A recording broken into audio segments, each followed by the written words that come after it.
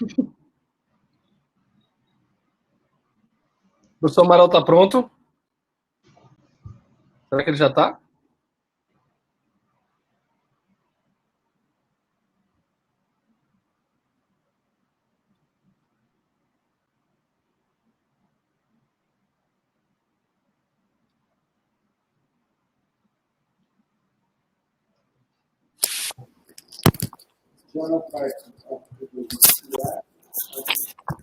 Professor Alexandre.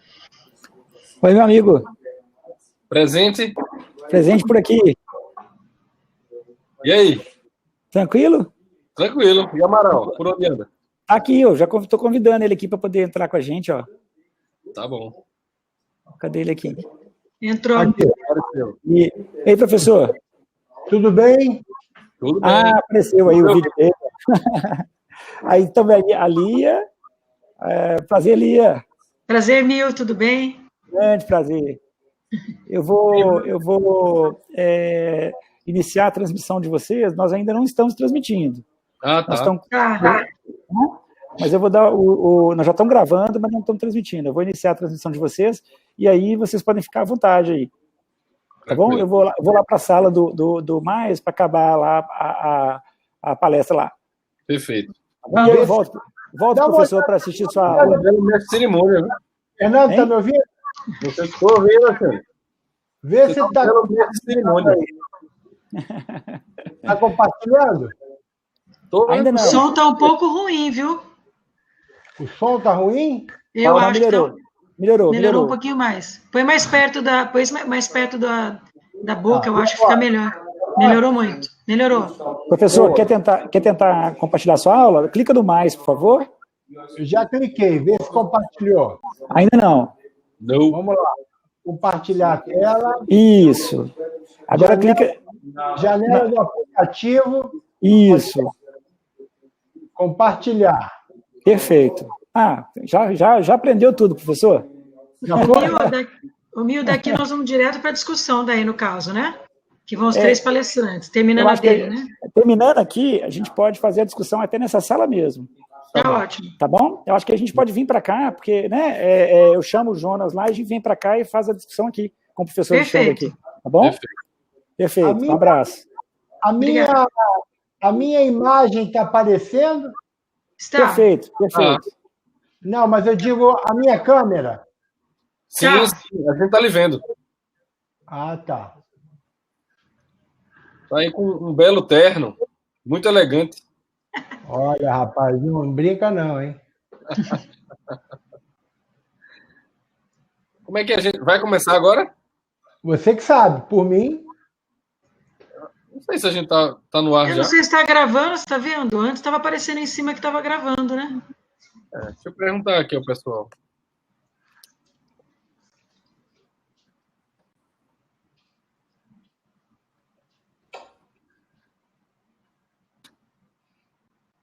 Perfeito. Podemos começar então, né? Acho que nós estamos no horário, 5 minutinhos até.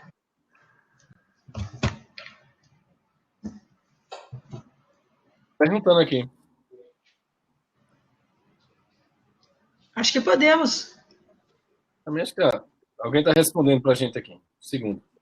Tá. Certo, perfeito.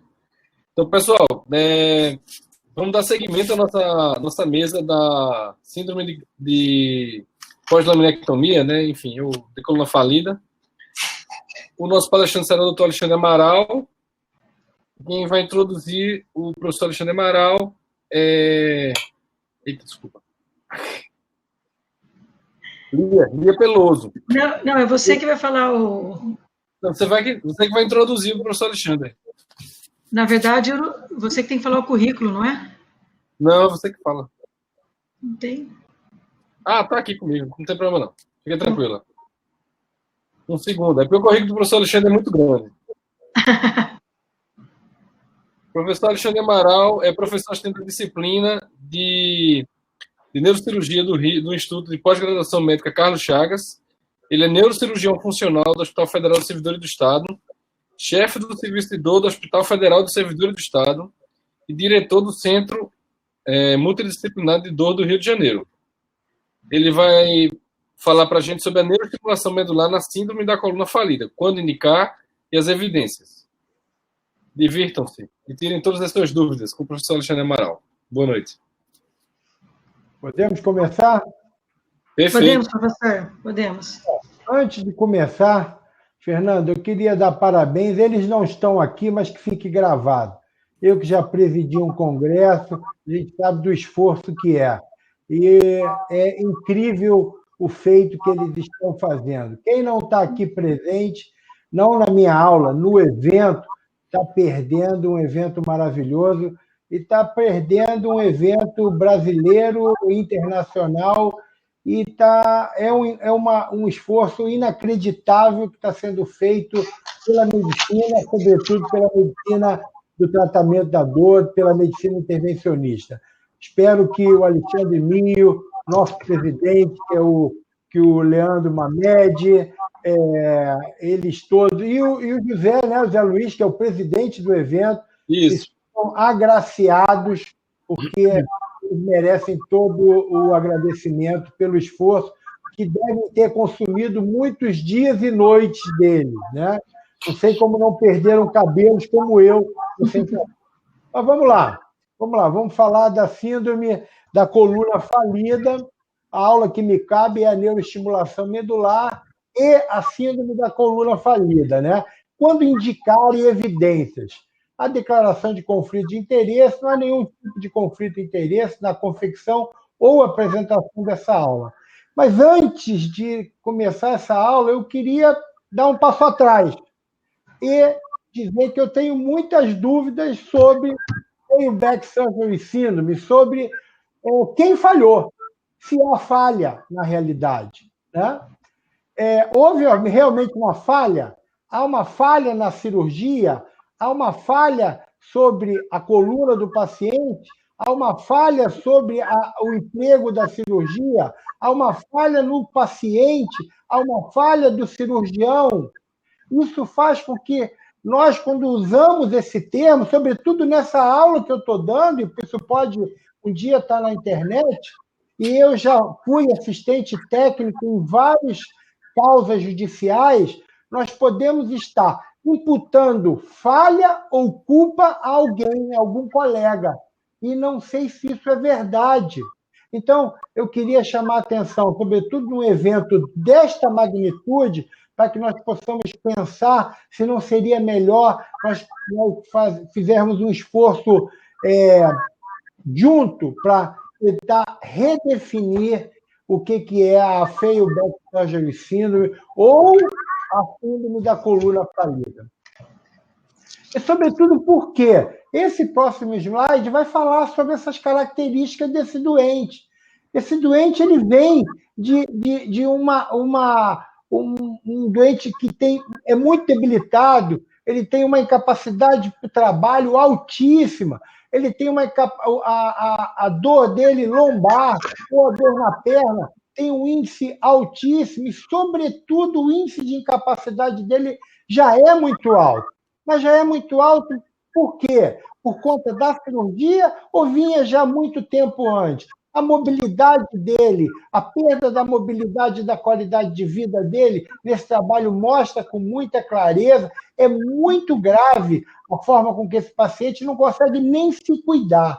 E mais do que isso, e aí que vem um quadro muito interessante que nós vamos ver mais à frente, o índice de depressão e ansiedade nesses doentes, que chega a 70%, mostrando que a qualidade de vida desses doentes vão ser impactadas de forma gravemente. Ou seja, para que se avalie um doente desse, não basta simplesmente perguntar: sua dor hoje está 0, sem dor, 10, pior dor. Nós temos que avaliar ele de forma completa, usando recursos auxiliares e, sobretudo, avaliar de forma comportamental, para que se possa formar uma anamnese, e aí se construa um diagnóstico que, muito provavelmente, vai nos levar no nosso consultório, no nosso hospital, no nosso setting de tratamento, a essa mais do que uma bifurcação, a esse entrave, que com certeza, todos vocês passam por isso, qual é o tratamento que eu vou eleger, para o paciente certo, mas mais do que o tratamento certo, mais do que o paciente certo, é a hora certa de aplicar esse tratamento. E aqui eu trago para vocês uma coisa que a gente tem feito no Rio de Janeiro, e aí eu queria levar isso para o mundo todo, tá? É o Elixir de Mururé, de Caldas. Ele trata reumatismo, nevralgias, e é muito melhor que a neuromodulação. Resolve tudo, tá, pessoal? Desde 1918 tem curado tudo quanto é tipo de dor ali, e é muito bom. Ou seja, quem é o melhor candidato para neuromodulação? Qual é a melhor forma de identificar essa pessoa? Como é que a gente faz? Como é que o colega que trabalha com dor faz? Como é que o colega clínico faz para identificar? Antes, obviamente, de indicar a neuroestimulação. Como? A gente sabe que o doente com failed back surgery syndrome, se eu consigo excluir que ele tenha uma falha de fusão, se eu consigo excluir que ele tenha um parafuso mal posicionado, se eu consigo excluir que ele tenha um flatback, se eu consigo excluir causas mecânicas, causas musculoesqueléticas, e se ele teve realmente um tratamento conservador adequado, ele é um paciente eleito para o tratamento com a neuromodulação no corpo posterior da medula. Entretanto, aqui nesse slide nós vemos que a maioria desses doentes, eles não têm um único objetivo. Nós precisamos fazer um screening nos vários modelos de objetivos que cada um deles tem. Aonde eles querem chegar? Eles querem voltar a trabalhar, eles querem ter uma vida social, e alguns deles pensam que podem voltar a jogar bola. E será que isso é possível com a neuroestimulação medular? Ou seja, o tratamento deve ser centrado na expectativa do paciente. Então, a primeira etapa, na hora de escolher a estimulação medular na failed back surgery syndrome, é a expectativa do paciente. O que ele pensa, com o que ele vai encontrar, qual vai ser a resposta, e não somente a melhora dos índices e dos scores de dor. E a segunda etapa, fazer com que ele seja individualizado. Como eu disse lá atrás, quando a gente viu nas características demográficas daquele paciente, ele chega a ter praticamente 70% de ansiedade e dor, 70% de características psiquiátricas no paciente com failed back surgery syndrome. Ou seja, a análise psicológica vai impactar de forma substancial nos aspectos sensoriais, ou seja, na percepção sensorial da dor, de forma que o resultado final do tratamento da estimulação medular, da estimulação no corpo posterior da medula, vai estar comprometido de forma que a percepção da dor desse doente vai estar alterada. Mas nós pedimos para ter a evidência. A evidência, esse trabalho de 2016 nos mostra que há evidência. E quando nós olhamos especificamente a estimulação do corpo posterior da medula, na dor neuropática, no corpo posterior da medula, na failed back surgery syndrome, nós vemos aqui a comparação de uma estimulação tônica com uma estimulação de alta frequência, na estimulação tônica com a reoperação, na estimulação tônica com o modelo convencional de tratamento clínico. Quando nós vemos e dissecamos mais a fundo isso, nós vemos que mesmo a curto prazo, como a longo prazo, se podemos chamar de mais de 12 meses de longo prazo, nós temos um resultado positivo, como um resultado promissor e efetivo no tratamento da dor desses pacientes. Mas 12 meses é considerado um tratamento longo? Já é para vocês considerado como um tratamento a longo prazo? Então, eu trouxe mais. Eu trouxe um tratamento de 20 anos. Então, o que 2 décadas de tratamento nos ensinam em somente os estimuladores medulares na failed back surgery syndrome?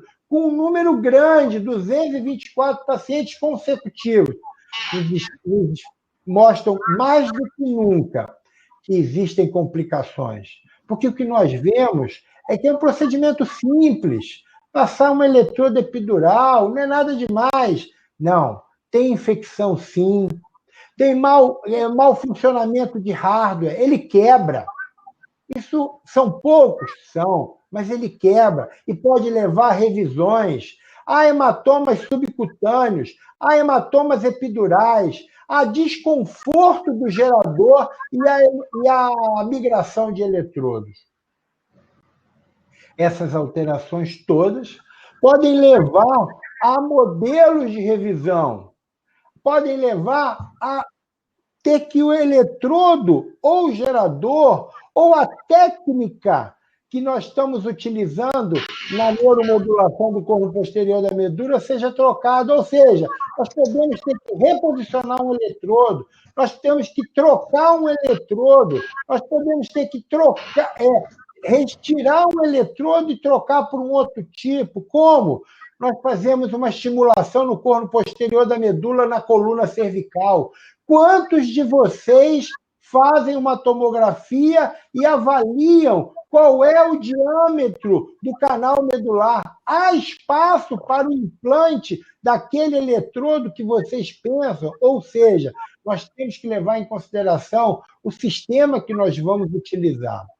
Dessa forma, a percepção do paciente, como foi falado lá atrás, volta à baila. Quando tudo funcionar bem, nós temos que levar em consideração a percepção. E aqui nós vemos que a percepção do paciente é o que mais importa. Quando ele tem ele acredita que teve uma percepção boa, que teve uma melhora substancial, e nós vemos aqui embaixo quando ele teve um declínio substancial, que nesse trabalho mostra com somente 2%. Ou seja, o estimulador medular, nesse trabalho, num longo período, 20 anos, com muitos pacientes, ele teve, em um tipo de paciente, utilizando o pedal lead, nós tivemos a conclusão: ele é efetivo, ele é seguro para o tratamento do failed back surgery syndrome, mas nós temos que levar em conta que o follow-up deve ser feito de uma forma bem acurada. O trial é uma coisa que me incomoda há muito tempo. Por muito tempo nós falamos, é obrigatório fazer o trial é obrigatório, mas o que você espera encontrar quando você faz o trial? Ora, se na failed back surgery syndrome nós fizermos um tratamento clínico muito bem feito, um clínico de dor faz um tratamento muito bem feito, se ele esgota todas as possibilidades clínicas e convencionais, intervencionistas de dor, se não há nenhuma possibilidade de ter um problema mecânico na cirurgia anterior, se não há nenhuma possibilidade de haver um parafuso mal posicionado, uma pseudoartrose, por que eu preciso fazer o trial? Eu preciso fazer o trial para ver se aquele paciente se adapta. Essa é uma boa resposta. Mas talvez, porque todos vocês que implantam o neuroestimulador medular sabem muito bem que as características relacionadas à impedância, elas se modificam. Porque a impedância ela vai se modificar quando há a fibrose em torno do eletrodo e o eletrodo se adapta muito melhor à dura mater. E isso não se dá com uma semana, isso não se dá com 15 dias, isso não se dá com 3 dias. E os protocolos de trial vão de 3 dias, 7 dias, 10 dias. Ou seja, excluir um paciente que não teve um bom resultado ou dizer que ele teve um bom resultado, ele não é totalmente verdade. Por isso, esse trabalho que foi feito pelo Simon, ele mostra que o trial ele é, sim, importante. E a gente vê especificamente na failed back syndrome, mas ele conclui que não há consenso sobre o valor do trial quando se pensa em identificar Qual paciente vai ter o melhor benefício? Ou seja, se nós pensamos nessa forma, o valor que nós vamos gastar fazendo o trial não vai valer a pena. Nós falamos em valor. Normalmente o médico ele tem uma dificuldade, ele tem um pudor em falar em valor, né? E o valor, talvez, de discutir um evento como esse, com o peso que tem esse evento, eu queria trazer isso à baila. Discutir o custo importa. O impacto econômico sobre o sistema de saúde, seja ele público ou seja ele privado, importa. Então, eu trouxe esse trabalho que mostra que o sistema de neuromodulação, especificamente para Failed Back Surgery Syndrome, quando ele é olhado a curto prazo, ele não é bom. Mas quando ele é olhado a longo prazo, ele vale muito a pena. Ou seja, ele tem uma custo-efetividade muito boa, sobretudo na síndrome pós-laminectomia e na síndrome complexa de dor regional. Aqui, um outro trabalho, especificamente de 2000 a 2012, que levou em conta, inclusive, a perda de dias de trabalho, quanto isso custa. Porque, normalmente, nós não calculamos... O que a gente calcula? Quanto ele gastou de medicação, quanto custou o eletrodo, quanto custou a cirurgia que ele fez, quanto custou a internação, mas nós não calculamos quanto custou, por exemplo, a perda de trabalho dele naquela empresa. Quanto aquela empresa gastou para colocar uma outra pessoa naquele local. Então, isso tem que ser utilizado. Tá? Quando nós falamos de evidência, os mais jovens talvez não tivessem vivido, mas eu vivi. Nós usamos os eletrodos de estimulação tônica por muito tempo. Um dado momento, nós tínhamos certeza que tínhamos feito a eleição correta, tínhamos feito um trial bem feito, o doente tinha se adaptado, ele tinha tido uma boa resposta inicial, com melhora da dor do doente, melhora da qualidade de vida, e, de repente, ele começa a perder eficácia. A dor dele começa a voltar. Foi o que nós chamamos, foi o que foi chamado de perda de eficácia da estimulação medular. Qual foi a evidência que nós vimos? Pouca. Olha só, a idade era a mesma, o tipo de incapacidade, o tempo de dor, as características de dor. Olha lá, se era homem ou se era mulher, o tipo de medicação, se usava medicação para depressão, porque isso me chamou a atenção. Quando eu dissequei esse artigo, eu fui olhar, será que havia um grupo com maior quantidade de doentes com características psiquiátricas, maior incapacidade, maior características de dor neuropática? Quando eu olhei o outro grupo de doentes que não perdeu a eficácia, eu vi que não. Quando eu olhei os doentes que perderam a eficácia, era quase a mesma coisa. E nós vimos que, ao longo do tempo, a partir dos 12 meses, uma parte desses doentes perdia a eficácia do tratamento da dor. Não era fratura do eletrodo, não era defeito do gerador de pulso. O que aconteceu? Nós não sabíamos. Outro trabalho muito importante foi lançado muito perto e disse, olha, quais foram os motivos para retirada, para explante de eletrodos? Olha lá, a principal causa foi inadequado controle da dor. Desconforto. A gente sabe que tem muitos doentes que têm desconforto. A gente até aprendeu a tratar o desconforto. Eu, por exemplo, aprendi a tratar com os colegas que implantavam eletrodos para tratamento de problemas cardiovasculares. Tá? Então, eu nunca tirei um gerador por conta de desconforto no gerador. Mas uma outra questão que apareceu foi a ressonância magnética.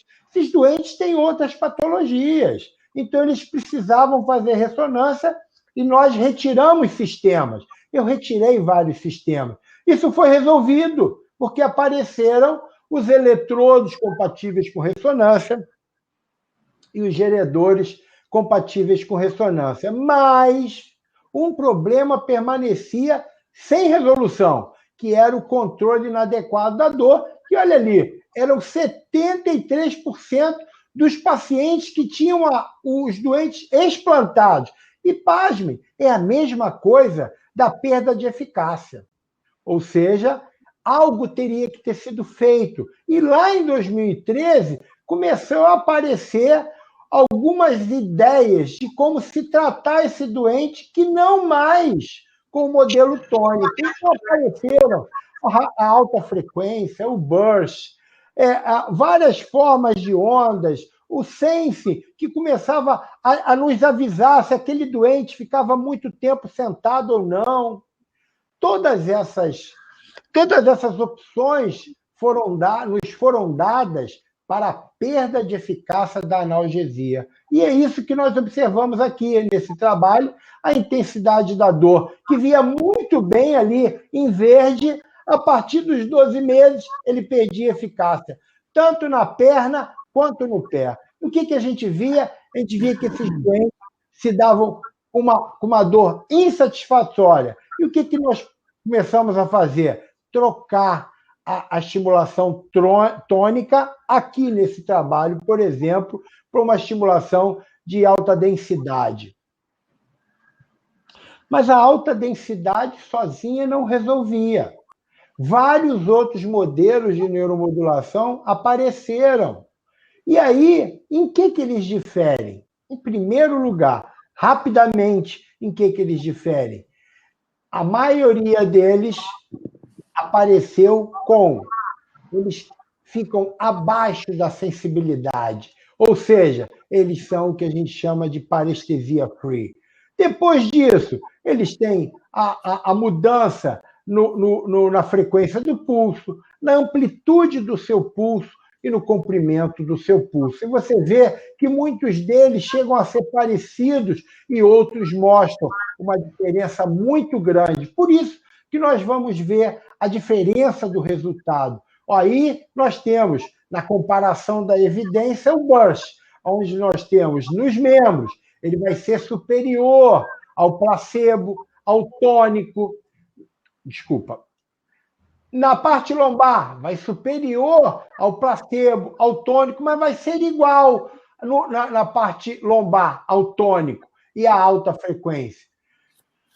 Na parte quando o doente tem dor na parte lombar e nos membros, vai ser superior ao placebo, mas vai ser igual ao tônico. Ou seja, quando nós comparamos evidências, a alta frequência e a alta densidade, a preferência do paciente é óbvia. O doente, quando experimenta a parestesia free e tem um bom resultado no controle da dor, ele tem uma preferência pela redução da dor dele sem sentir dor.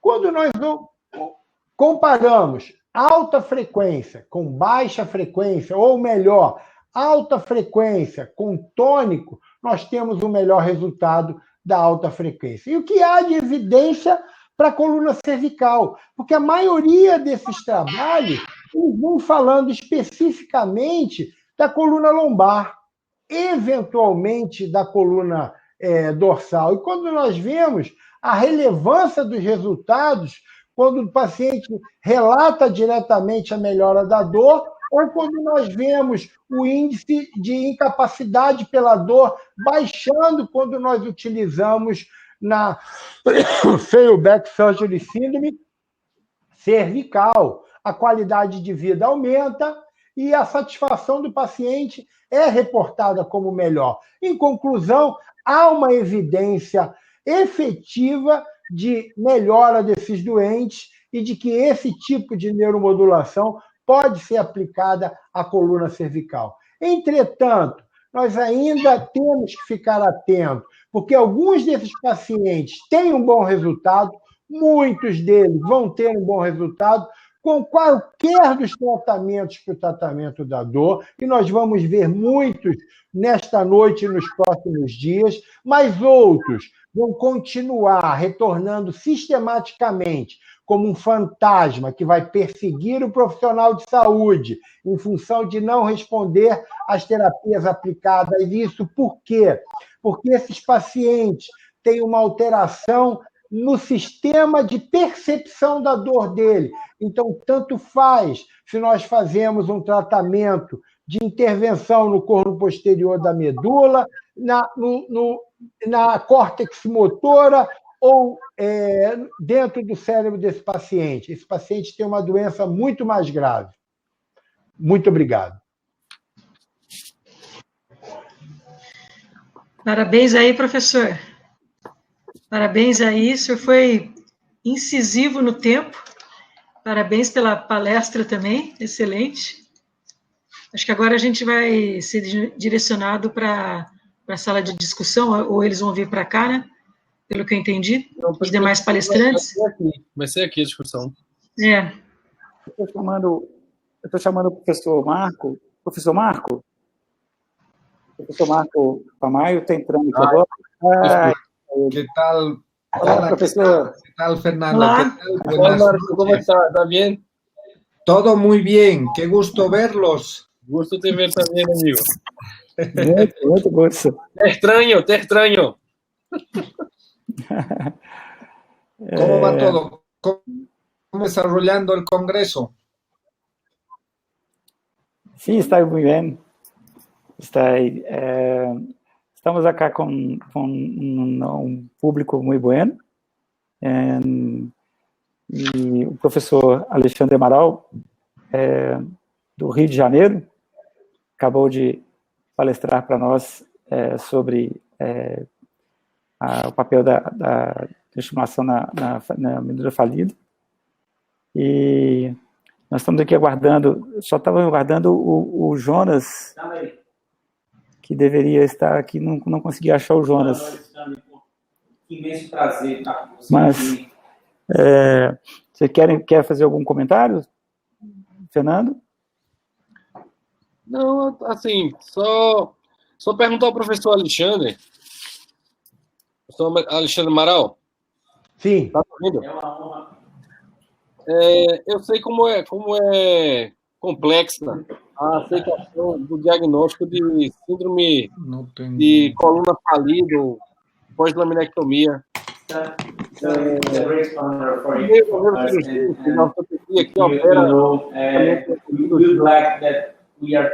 A meu ver, o anestesista tem essa síndrome. Um erro se for revertido, provavelmente não observa isso. Então, eu queria perguntar ao senhor se isso pode ser justificado por fibrose, realmente, no caso corporal. Que é a grande suspeita que nós da intervenção, assim, que é um raciocínio da gente da intervenção, que isso é fibrose, e realmente não tem nada a ver com técnica cirúrgica, é uma questão apenas de cicatrização individual de cada indivíduo. Qual a sua opinião sobre isso? Fernando, eu trabalho com pós-laminectomia há muitos anos, desde lá de São Paulo com o Manuel, é uma coisa que eu me dedico, né? Uhum. Eu acho que ainda está por explicar. É óbvio que nós encontramos fibrose, mas nós encontramos os mesmos pacientes com o mesmo tipo de dor sem fibrose. Tá? No passado, nós entrávamos ali e retirávamos a fibrose. Isso foi muito feito pelos neurocirurgiões, pelos ortopedistas. Aí você vai me falar, então essa fibrose, ela continuava, ela volta, é óbvio. A fibrose é um tecido cicatricial que ocupa espaço. Eu acho que a fibrose ela não pode ser o culpado de tudo. Ela é um limitador do gânglio dorsal da raiz, eu acredito. Uhum. Ela é um limitador da movimentação, eu acredito. Da raiz, né? Ela limita a própria dura mater, eu acredito. Mas eu acredito também que o processo cicatricial como um todo, ele deve, de alguma forma, influir no gânglio dorsal da raiz, ele deve influir na zona de saída da raiz, que é uma coisa que pouca gente fala. Tá? Nós vamos tirar essa dúvida quando os protocolos que estão nascendo de estimulação do gânglio dorsal da raiz começarem a aparecer com mais tempos de experiência. Nós temos anos de experiência com estimulação do corno posterior da medula, seja com estimulação tônica, alta frequência, burst, tudo isso, nós estamos falando de estimulação do corno posterior da medula.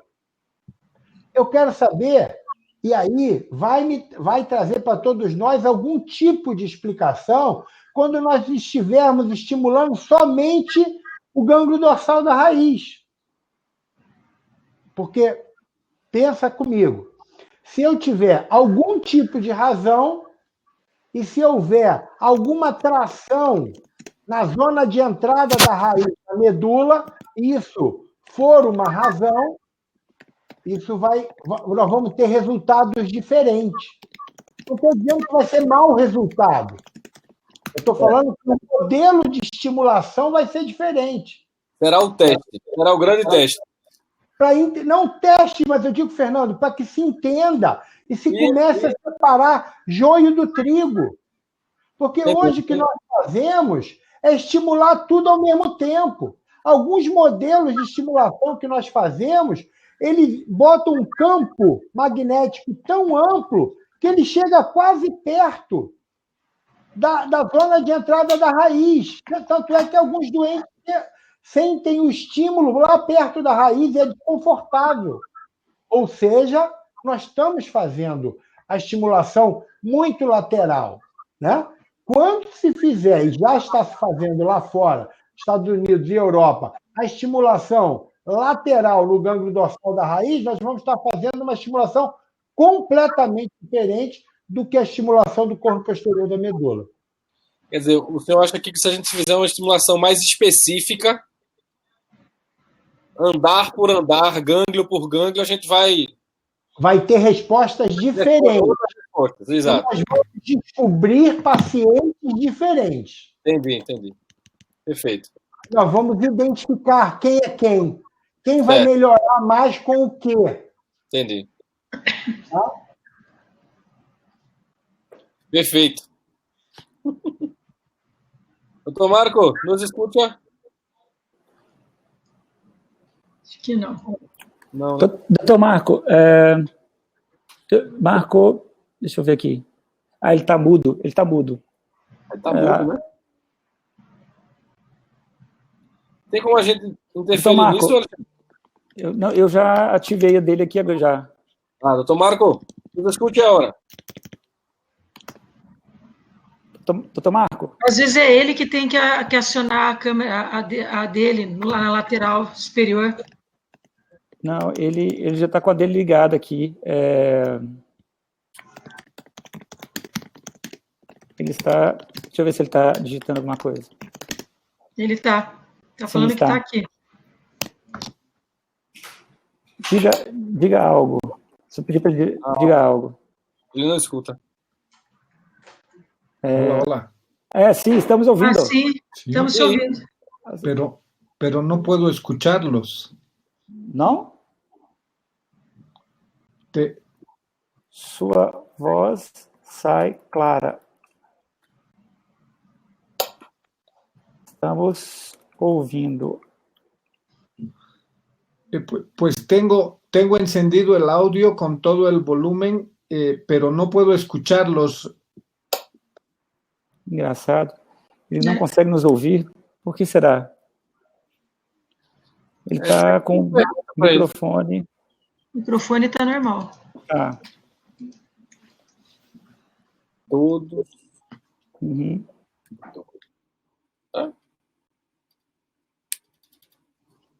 O professor Alexandre, enquanto isso? Não, talvez pedir para ele sair e voltar. Quer ver? Por favor. Marco? saia e A ver si ahora con esto saia e tampoco los retorne. escucho. Pode ser problema. Ok. Eu vou pedir para ele sair um pouquinho. Uhum. Conexão. Então, enquanto isso, eu gostaria de saber do professor Alexandre a relação, assim, a gente tem poucos estudos no nosso país, né? O senhor falou bem na sua palestra em relação a pacientes psiquiátricos, né? Outras comorbidades. O senhor acha que, na nossa realidade, o que poderia diferenciar mais? Eu não entendi, Lia, a sua pergunta. Me perdoe. Não, a gente tem poucos trabalhos aqui com os nossos pacientes aqui no Brasil, né? O senhor mostrou bem a interferência psiquiátrica, outras interferências para melhor ou não do resultado. O senhor acha que existe alguma coisa mais local, regional do Brasil? Faltam, acho que, mais trabalhos para serem realizados aqui, né? Sem dúvida. Sem dúvida. Eu acho que a primeira questão somos nós que vemos esses pacientes, a gente tentar mudar esse nome, porque eu atuo na área judicial e eu já vi muito colega chateado, porque ele acha que nós estamos dizendo que ele errou. É um termo muito pejorativo, né? É um termo muito verdade. Então, naquele artigo está dizendo isso, usa o termo pejorativo. Então, e eu falo sempre, não para o paciente. E o paciente que às vezes nos procura no consultório, no hospital, ele já vem dizendo, doutor, em que foi que ele errou? Não. Ele não errou em nada. Ah, não, então é culpa minha? Não há culpa, não há nada, não há aqui. A senhora já vem, e naquele artigo fala isso, é um artigo francês, fala claramente, esse paciente já vem de uma vida de falhas no tratamento médico conservador. E, aliás, isso é o diagnóstico que tem que ser feito para que ele seja levado para uma cirurgia. Tem que falhar o tratamento conservador. Então, ele já veio de uma falha de um tratamento conservador. Ele já veio de uma falha do tratamento conservador. Depois da cirurgia, ele veio, talvez, de uma falha de vários tratamentos intervencionistas. Aqui mesmo nós assistimos a aula do professor sobre a epiduroscopia. E quem sabe se ele já não fez quantas vezes. E aí, falhando, nós vamos lá e damos o nome de Feinberg Surgery Syndrome e colocamos o neuroestimulador. Se ele melhorar, a gente diz, olha, o problema foi que você falhou em tudo, agora você está bem. Até quando dá certo conosco, nós estamos imputando erros, ou falhas, ou culpas em todos eles. Então, eu acho que isso tem que ser, obviamente, um esforço conjunto de uma sociedade tão legal como a Sobramid, uma sociedade, ou de várias sociedades, para nos aproximar dos cirurgiões de coluna, para que eles nos olhem sem esse medo. Né? Hoje eu tenho um grande amigo que foi um cirurgião de coluna que eu conheci dentro de um tribunal de justiça. De um paciente mal intencionado que pegou o laudo que eu usei para colocar o neuroestimulador dele para ser a inicial do processo para ele processar esse colega. E ele não tinha nenhum parafuso fora do canal, não tinha uma falha de fusão, não tinha uma pseudartrose, não tinha um flatback, não tinha um problema mecânico, não tinha nada. Ele tinha... Aliás, eu não me lembro agora, para ser honesto. Eu não sei nem se ele tinha efetivamente uma fibrose diagnosticada, mas ele tinha uma dor neuropática, que tinha falhado todos os tratamentos conservadores. Eu botei o neuroestimulador e ficou bom. O que ele pensou? Não, aquele cara foi que errou na minha cirurgia e processou. Por sorte, o juiz, durante o processo, não deu procedimento sem que me ouvisse. Tá? Então, ou seja, eu acho que nós temos uma responsabilidade muito grande. Eu me dedico muito a isso, eu gosto, Eu estou com um planejamento de fazer uma pesquisa online, né? Isso nasceu aí do que a gente está vivendo, que é a pandemia. Né? Vamos ver se funciona, se a gente consegue ir adiante. Espero ter respondido. Sim, obrigada. Professor Marco, nos ouve agora? ¿Nos escucha? Ahora los escucho y los veo perfectamente. Problemas da internet. Primero, congratularte pela brilhante charla. Gracias. Para nosotros. Mucho gusto. Qué bueno. Me alegro que les haya gustado. He podido resumirla en 16 minutos. Muy bueno. Deja preguntarte algo. En tu práctica clínica, en tu hospital, ¿qué protocolo sigues para los procedimientos de RACS? ¿Uno día solo o más de 3 días o 3 aplicaciones? ¿Cómo hace en práctica? Pues cuando empezamos hace unos años atrás, voy a tratar de hablar un poco lento para que se entienda mejor y me avisan, pues repito, sin inconveniente. Cuando empezamos a hacer la técnica de RACS, la neuroplastía, pues éramos muy fieles al protocolo de RACS. 3 días, sí. Dejábamos un epidural, dejábamos una bomba elastomérica ahí con la solución y se hacía el depósito del esteroide antes de retirar.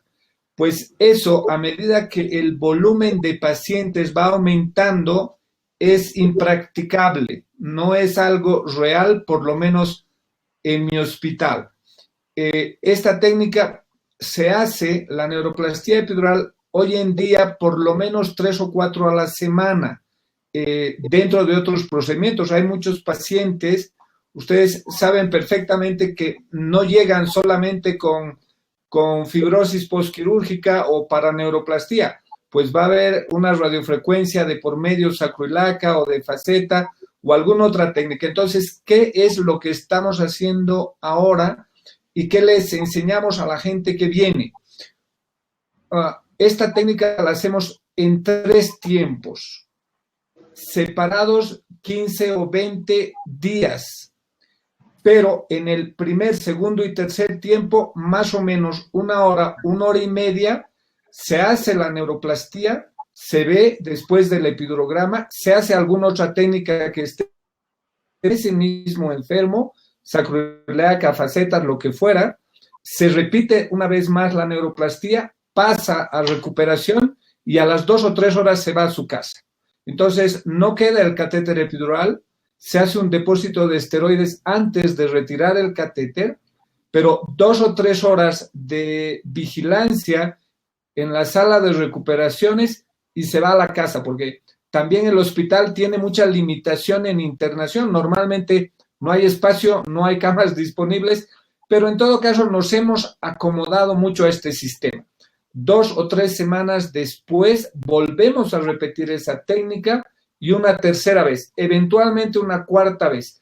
Pero esos tiempos son de 1 hora, 1 hora y media, unas 2, 3 o 4 horas de vigilancia postoperatoria y a la casa. Perfecto. Mucho gusto. En Brasil, acá en nuestro servicio, hacemos 1 o 2 tiempos. No más que eso. Entonces, no tenemos la protocolo de hacer 1, 2, 3 veces, no. Hacemos en 2 veces y creo que esperamos que esto sea lo mejor resultado del paciente. ¿Marcos ahí? Perfecto. No. Sí, y Fernando, una consulta. En la práctica de tu centro, sabemos lo que dice la literatura y la evidencia que tiene la neuroplastía epidural en este tipo de pacientes, y ahora se están incorporando algunas otras indicaciones a esta técnica. Pero en lo que tú has visto, independientemente de lo que nos dice la evidencia y nos dice la literatura, ¿cuán efectivo tú ves este procedimiento? Creo que en torno de 50-70% de pacientes, porque utilizamos el procedimiento para la tentativa de no implantar un electrodo en el paciente. Sería para nosotros como un procedimiento de triaje. Entonces, una vez y otra vez. Si el paciente va bien, como necesita otra infusión en un año después, entonces este paciente va bien, no hay problema. Pero si hacemos una vez, 2 veces y el paciente persiste con el cuadro de dolor, en nuestro servicio indicamos implante de electrodo para estimulación. Ok. Como una es lo que propone el algoritmo, ¿no es cierto? Después de las epidurales caudales guiadas, la neuroplastía y luego implante de electrodos. Pero, ¿y el 100% de tus pacientes tienen accesibilidad al implante de electrodos? Sí, yo trabajo en hospitales privados, no trabajo en hospitales de la red pública de salud, entonces sí. Esa es la causa. Trabajas en hospitales con mucho dinero. Sí, pero hay siempre problemas en relación al implante de electrodo. No es fácil. Por eso que insistimos en los procedimientos de RAX. Pelo menos 2 veces. Pelo menos 2 veces. Antes de indicar el electrodo. Fernando, tu castellano está perfecto. Muchas gracias. Muy bien. Gracias. Inclusive, cuando preparamos los relatorios para solicitación de electrodo, son descritos que hace fecho 1, 2 o 3 epiduroscopía, procedimientos de RAX sin suceso. Y eso es parte del relatorio médico para solicitación de electrodo. ¿Entiendes? Perfecto. Es eso. Así que hacemos aquí. Muchas gracias. Muy bien. A ustedes. Sí. Deja preguntar si hay alguna otra pregunta para usted o profesor Amaral. Profesor Amaral, qué gusto verlo y saludarlo. Muchas gracias, profesor.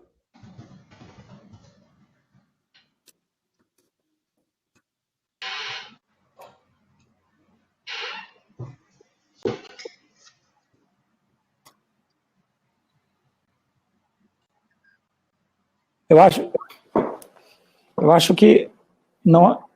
Olá? Oi? Oi. Pode falar, estamos ouvindo. Gente, eu acho que não há mais perguntas, então eu queria agradecer imensamente aqui a presença do professor Alexandre, do professor Marco. Foi uma honra tê-los com a gente nesse evento.